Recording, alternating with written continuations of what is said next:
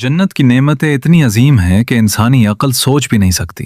हजरत अबू हुरैरा रजी अल्लाह अन्हु से रिवायत है कि रसूलुल्लाह सल्लल्लाहु अलैहि वसल्लम ने फरमाया, अल्लाह ताला फरमाता है, मैंने अपने नेक बंदों के लिए वो नेमतें तैयार की हैं जो ना किसी आंख ने देखी, ना किसी कान ने सुनी और ना किसी दिल में उनका ख्याल आया। सही बुखारी। सोचें, दुनिया में हमने कितनी खूबसूरत चीजें देखी हैं, समंदर, पहाड़, खूबसूरत बागात, लेकिन जन्नत की नेमतें उन सब से बिल्कुल अलग हैं।